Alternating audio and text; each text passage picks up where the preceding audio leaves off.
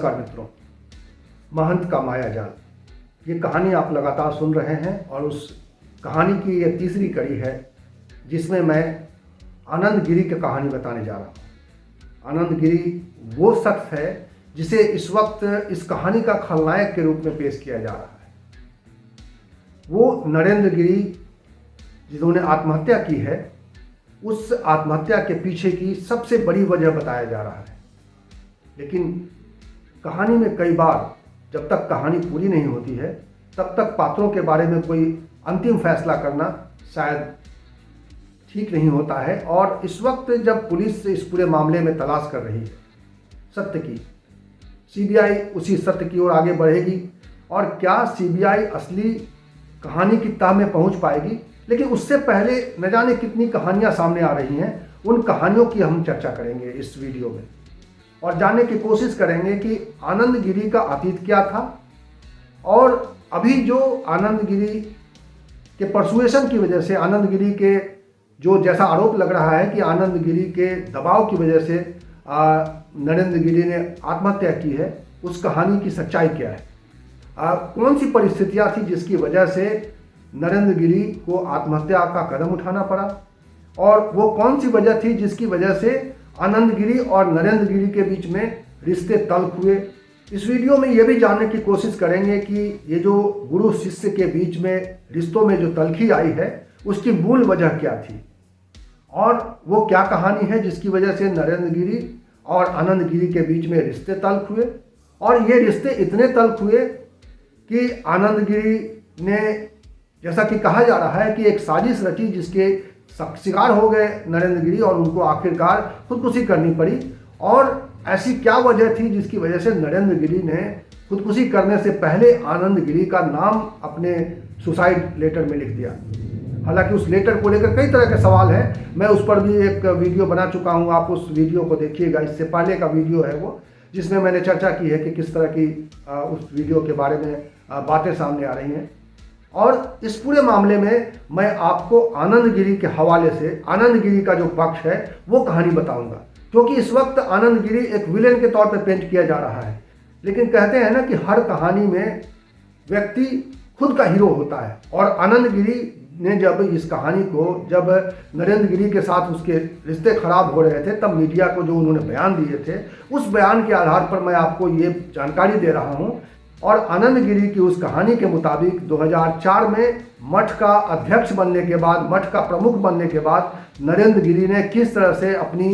मठ की संपत्तियों को बेचना शुरू किया और उन संपत्तियों की वजह से ये रिश्ते इस हालत में पहुंच गए। तो आइए जानते हैं इस पूरे घटनाक्रम का अतीत। और इससे पहले कि मैं कहानी को आगे बढ़ाऊं, मैं आपसे एक अनुरोध जरूर करना चाहता हूं कि अगर आपने अभी तक हमारा ये चैनल सब्सक्राइब नहीं किया है तो प्लीज़ इसे सब्सक्राइब कर लीजिए और इसका बेल आइकन ज़रूर दबा दीजिएगा, ताकि जब भी कोई नया वीडियो बने तो उसकी जानकारी आपको मिल जाए। और अगर हमारा ये वीडियो आपको अच्छा लगता है, आपको लगता है कि मैं इसमें जो बात कह रहा हूँ कुछ नई बात है, कुछ नए तरीके से मेरा रिसर्च है, तो आप इस वीडियो को अपने जानने वालों के बीच में इसको और आगे बढ़ाइएगा और इसे लाइक ज़रूर कीजिएगा।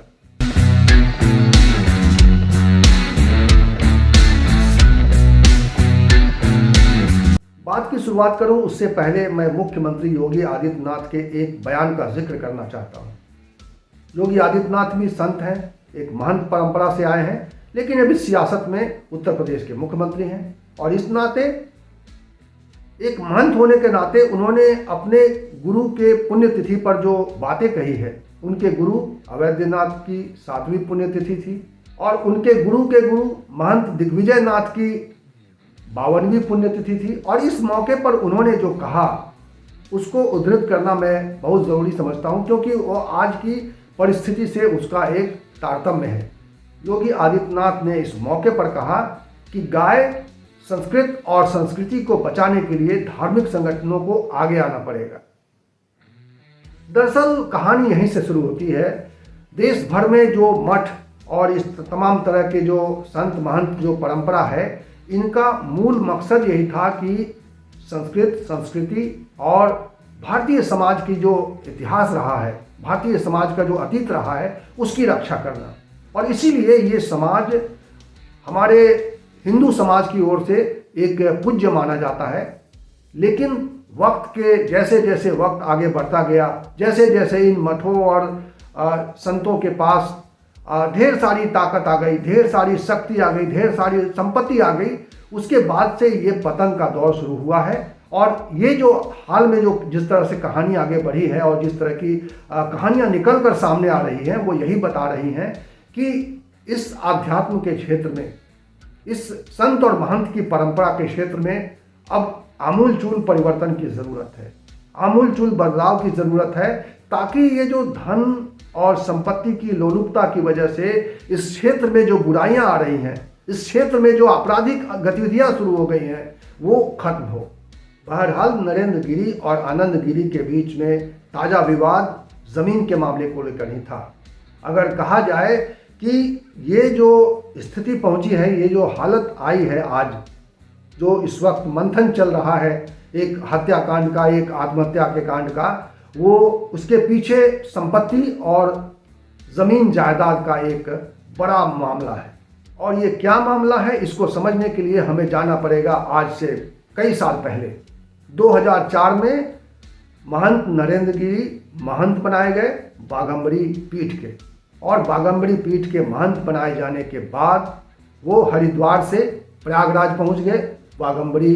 पीठ के अध्यक्ष बन गए। और बाघंबरी पीठ के अध्यक्ष होने के नाते उनके पास असीमित शक्तियां हो गई, क्योंकि बाघंबरी पीठ एक ऐसी पीठ है जो लंबे समय से चली आ रही है और वो इसके 16वें गुरु हैं, 16वें उसके पीठाधीश्वर हैं, पीठाध्यक्ष हैं, या जो भी पद उनका है, वो 16वें व्यक्ति हैं जो बाघंबरी पीठ के इस रूप में चुने गए। और उसके बाद की कहानी है कि 2004 के बाद, जैसा आनंद गिरी की ये कहानी है, मैं आपको शुरू में बता चुका हूं कि ये जो कहानी है, इस वक्त जो विलेन बनाया जा रहा है, जो इस वक्त विलेन बताया जा रहा है, आनंद गिरी के हवाले से ये कहानी मैं बता रहा हूं। ये फर्स्ट हैंड इन्फॉर्मेशन है, क्योंकि आनंद गिरी ने ऐसी ही कहानी कुछ समय पहले, महज कुछ महीने पहले मीडिया को बताई थी। और मीडिया को जो कहानी बताई थी, वो कहानी मैं आपके सामने पेश कर रहा हूं।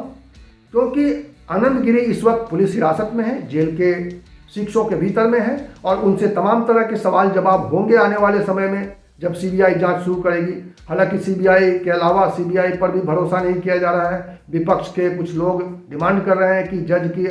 निगरानी में ये जांच होनी चाहिए, सुप्रीम कोर्ट या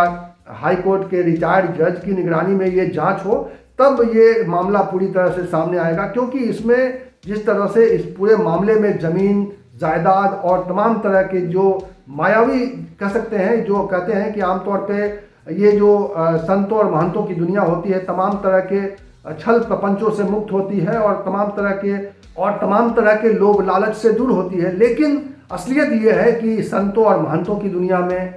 मठों और मठाधीश्वरों की दुनिया में जिस तरीके से ज़मीन जायदाद एक प्रभावकारी भूमिका में आ गए हैं, जिस तरह से ज़मीन जायदाद उनके मठों के अधीन आ गए हैं और उनकी कीमत करोड़ों में है, और उसकी वजह से आज ये हालत ये हो रही है कि संतों और महंतों की दुनिया में इतना बड़ा भूचाल आया हुआ है। बाघंबरी पीठ के अधीन संस्कृत विद्यालय है और उसके अलावा गौशालाएं हैं, जहाँ पे गौ रक्षा की जाती है और जहाँ पे गौ रहते हैं। लेकिन आनंद गिरी का कहना है कि 2005 में गौशाला की कुछ ज़मीन महंत बनने के 1 साल बाद नरेंद्र गिरी ने बिना किसी से सलाह लिए हुए बेच दी। गौशाला की वो ज़मीन जब बेची गई तो अखाड़े में इसकी गूंज हुई। क्योंकि बाघंबरी पीठ हो या कोई और पीठ, ये अखाड़ों के तहत संचालित होते हैं, और अखाड़ा परिषद ही ये तय करता है कि किस पीठ के लोग कहाँ पे काम करेंगे और उनके अधीन किस तरह की चीज़ें रहेंगी। तो जब ये बात अखाड़ा परिषद में पहुंची और अखाड़ा में इसको लेकर आपत्ति जताई गई, तब आनंद गिरी के मुताबिक आनंद गिरी ने बाबा का समर्थन किया, महंत नरेंद्र गिरी का समर्थन किया, क्योंकि वो उनके शिष्य थे और उनको लगा कि उनके गुरु के साथ रहना चाहिए। और आनंद गिरी का कहना है कि उन्होंने इस पूरे मामले में उनका साथ दिया, और नरेंद्र गिरी ने कहा कि ये उनसे भूलवश हो गया है और इसको वो आगे नहीं दोहराएंगे। मठ की संपत्ति या जो उनके पीठ की संपत्ति है, उसको उन्हें नहीं बेचना चाहिए था, लेकिन उनके ऊपर किसी तरह का दबाव था, जिसकी वजह से उन्होंने उस मठ की संपत्ति बेच दी। और अब आगे इस पर जो है किसी तरह का वो कार्रवाई नहीं करेंगे, आगे इस तरह की कोई स्थिति नहीं बने इसकी कोशिश करेंगे। महंत आनंद गिरी का कहना है कि इसके बाद भी बात रुकी नहीं और 2006 में 2005 के बाद 2006 में 1 साल बाद ही महंत नरेंद्र गिरी ने करीब करीब 2.5 बीघे जमीन और बेच दी। दूसरी बार जब इस जमीन के बेचने का मामला सामने आया, एक बार फिर अखाड़े ने इस पर विरोध किया, एक बार फिर अखाड़े में इस पर चर्चा हुई और इसका दबाव महंत नरेंद्र गिरी पर बढ़ गया और नरेंद्र गिरी परेशान रहने लगे। और आनंद गिरी के मुताबिक नरेंद्र गिरी एक बार रोते हुए फिर उन्होंने अपने शिष्यों के सामने ये बात वचन दिया और ये दोहराया कि आगे से वो इस तरह की कोई कार्रवाई नहीं करेंगे। वो दबाव में आ गए थे खरीदने वाले के और इसकी वजह से उन्होंने उसको बेचने का फैसला किया और किसी को भी इसके बारे में कोई जानकारी नहीं दी। यानी 2006 तक नरेंद्र गिरी ने पीठ की संपत्ति को 2 बार 2 अलग अलग समय में बेच दी और इसको लेकर उनके ऊपर एक दबाव बढ़ गया। और लेकिन उनको शिष्यों ने उनको माफ़ कर दिया, क्योंकि उन्होंने कहा कि जब वो रोने लगे, गुरुजी रोने लगे, तो सभी शिष्य पिघल गए और उनको लगा कि अब ये हमारे गुरुजी आगे भविष्य में कोई गलती नहीं करेंगे, ऐसा वचन दे रहे हैं, इसलिए वो उनके साथ खड़े हो गए और फिर ये मामला अखाड़े में ये दब बच गया।